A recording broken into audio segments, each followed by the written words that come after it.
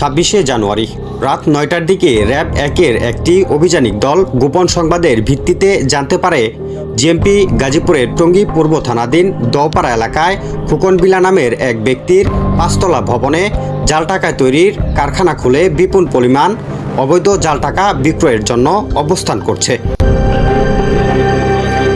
এমন সংবাদের ভিত্তিতে গাজীপুর পুরাবাড়ি র্যাব 1-এর একটি অভিযানিক দল গাজীপুরের টঙ্গী পূর্ব থানাধীন খোকনবিলার 5তলা ভবন থেকে জাল টাকা ছাপানোর সময় আরিফ রায়হান, মোহাম্মদ রুবেল মিয়া ও জাহেদুল ইসলাম সবুজ নামের 3 জনকে গ্রেফতার করেন র্যাব।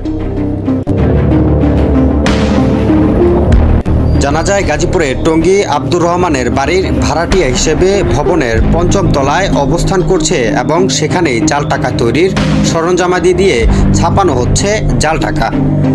এবং র্যাব জানায় গ্রেফতারকৃতদের থেকে অবৈধ 5,40,000 টাকা ও সরঞ্জামাদি সহ 3টি প্রিন্টার, একটি ল্যাপটপ, একটি কাটার মেশিন, একটি ল্যামিনেটিং মেশিন, একটি স্ক্যানার মেশিন এবং বিভিন্ন ধরনের সরঞ্জামাদি জব্দ করেন র্যাব।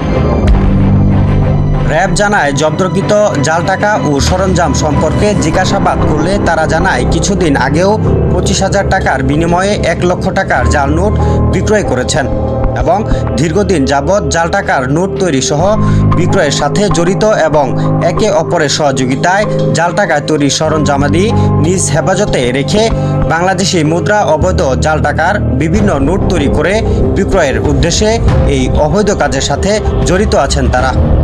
আমরা জিজ্ঞাসাবাদে জানতে পেরেছি যে 1 লক্ষ টাকা তারা বিক্রি করে হচ্ছে 25,000 টাকায়।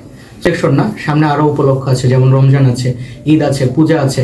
এই উপলক্ষগুলোকে কেন্দ্র করে বাংলাদেশের এবং র্যাব জানায় আসন্ন ধর্মীয় উৎসব রোজা, ঈদ এবং পূজাকে কেন্দ্র করে র্যাবের অভিযান চলমান থাকবে এবং গ্রেফতারকৃত আসামিদের বিরুদ্ধে আইনগত ব্যবস্থা গ্রহণের জন্য জিএমপি গাজীপুর টঙ্গী পূর্ব থানা পুলিশের কাছে হস্তান্তর করা হয়েছে।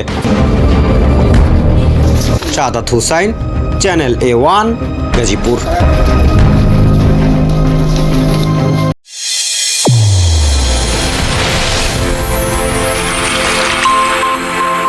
চ্যানেল A1, হৃদয়ের স্পন্দন।